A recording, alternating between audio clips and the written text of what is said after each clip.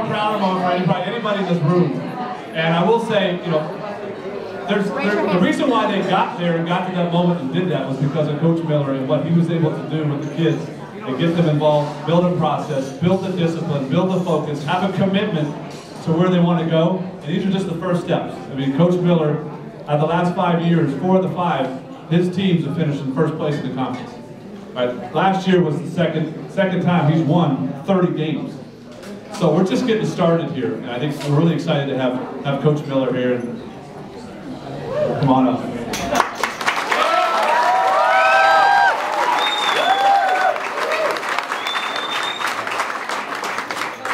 I'm really excited to be here. Greg and I talked a couple weeks back, and I said if there's more people and when we go to the Bay Area than there is at a couple of these places in Arizona, we agreed that we weren't going to go back to some of the places in Arizona, and we were going to come here for more than one day.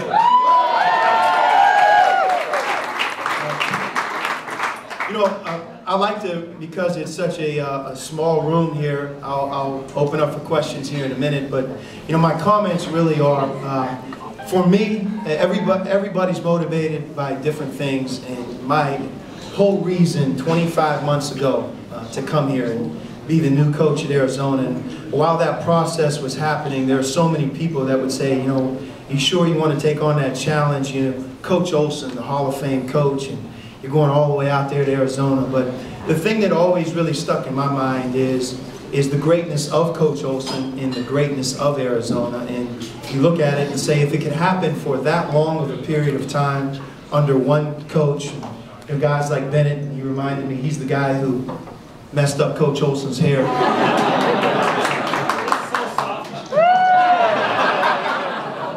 I'm going to tell him you said that. And, you know, guys like Joe, and then in other sports you hear Golden Gloves and national champions, and it's an honor to be the coach at Arizona. And what I'm motivated by, what our staff's motivated by, and what we do every day is try to win the national championship, try to compete for the national championship, and really put that process that Joe talked about. You know, if I was here a year ago, what you would have asked me in some way is, Coach, what about that streak? You're the guy who broke it. And I answered that question what seemed like hundreds of thousands of times, and I always answered it the same way, that, you know, nobody came to Arizona to break the streak of the NCAA tournament, and if you're caught up in that, it's not going to work very well. The reason that we came here, and the whole purpose, is to rebuild, to restore, and take us back down that same path that you watched for not one season, not for a decade, but for almost 20 years, where each and every year at the beginning of October, you said to yourself, we might win it all. We're going to win the Pac-10. We're going to compete. And you know, that's a lot easier said than done. But like Joe said, and I like the way he said it, I look at this year as almost a trampoline to more of what you saw this year and of better things to come. When I was at this moment in time a year ago, we talked about one thing as a team and program, to be better at every single thing we do than we were a year ago. You know, we're going to have a great spring. We're going to have a great summer. You know, we had last year all 13 of our players in Tucson for the entire summer. And that was the first time that happened. It's not the coolest place to be at in July and August, but those guys, they worked. And they got better, and we entered the season, and nobody really talked about us even as late as December. But we played 10 players for 38 straight games. We had one player go from a borderline top 100 high school senior to arguably one of the top 2 or 3 picks in this year's NBA draft, and it happened in about a 21-month span in Derek Williams. And you know, I will say this to you, as great of a player as he was this year, and I really believe that you can now put him up with the all-time great Arizona players with the season that he had and the team success that followed. But he's an even better kid. When he declared for the NBA, you don't have to be anywhere. I mean, Derek could have been in any part of the country, any part of the world almost the next day. He finished the second semester all the way to the beginning of May. He has an agreement with his mom to return back to school to get his degree. With the NBA lockout, I think he'll be back in Tucson this summer. And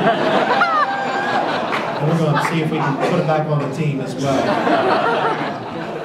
But you know, he's a great kid, and when you have somebody who's as good of a player as he is, an even better person, you know, it's amazing, magic can happen. And as we progressed through, and we're here in the Bay Area, you know, I've been a part of a lot of games now as a player and a coach. To me, one of the greatest games that I was ever a part of is the game we played this year at Cal. When people ask me, you know, Coach, what was the turning moments, what were those key times?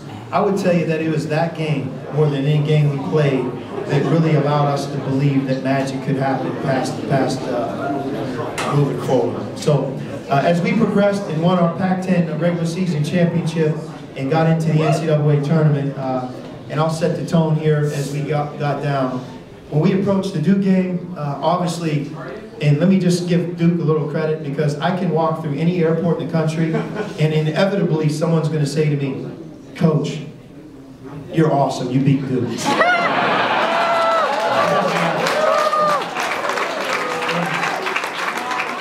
And hopefully one day we can become that program, and believe me, we're not far off in many areas of the country where someone would then say that about us, because the reason that people feel my comment was, fellas, I got some good news and bad news. The good news, we're only down 6, we can win this game.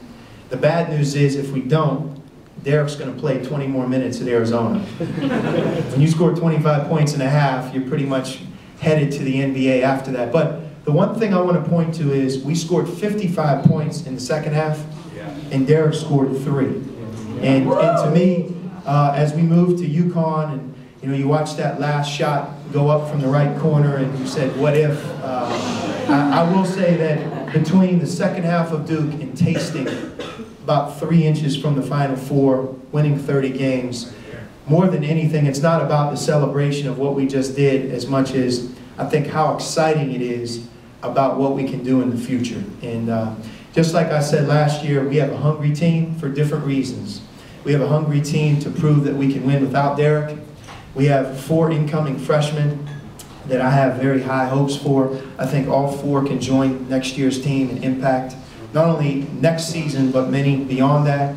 And our recruiting right now is going very well because everybody wants to be a part of that winning brand, and everybody wants to be the next Chase Budinger or Derek Williams. And we have that pop back in what we're doing. And I want you to know that if you gave me one area of the country to be successful recruiting in the next 2 years, the area of the country that I would pick is this one right here. Because without you knowing it, I know a lot of you do because you love Arizona basketball, you wouldn't be here tonight. Right now, in the class of 2012 and 13, you can make the case that the Bay Area has the best talent on the West Coast and some of the best players in the country. And you're going to see us up here a lot. We won't get every one of them, but it'll be an absolute war recruiting if you beat us on them, I'll tell you that. So anyway, moving to the future, I think the best way for me, very candidly, we all have those opportunities that sometimes you feel like you owe it to maybe yourself and your family just to pause and consider. But you know, I paused and considered probably for about 24 hours. I know it can seem like a month. But that period of time has come and gone, and you know, with that, you know, I hope to be here for a long, long time. My family loves Tucson, Arizona. I have 3 sons, 9th grader, 6th grade, 3rd grade, and you know, we love everything about it. We've been treated well beyond our greatest imagination when we came here, and I tell you, 25 months has gone by awfully fast. It just seems like yesterday when I was trying to figure out where the trees were driving up, because you know, tomorrow is obviously not promised. And one of the things we decided to do in the first half is play Derek with 2 fouls. You know, it's game 38, and to sit him an extra 6-8 minutes, I don't know if it's smart. You know, you roll the dice and hope he doesn't pick his 3rd foul up. He did. And his foul trouble in the first half of that game was a big reason we didn't win. And having said that, we did take the lead, and we had 2 shots at the end of the game. I think anytime you can get a shot to win the game is a good thing.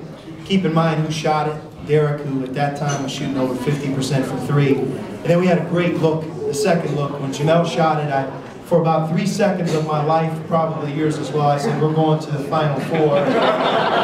It didn't happen, but I'll tell you that I have no regrets. You know, we played very hard, very together, got contributions from a lot of guys, and at the end of that game, when you look at our team, Texas A&M. We play Clemson at home. We play in a series moving forward, UNLV, for a 4-year series, which doesn't start this year, starts next year. We're playing San Diego State at home this year. We have a series with them. We have a home and away with Florida. We play at Florida this year. They return the game to McHale the next year. We're in Seattle to play Gonzaga, which I believe is a CBS game in December.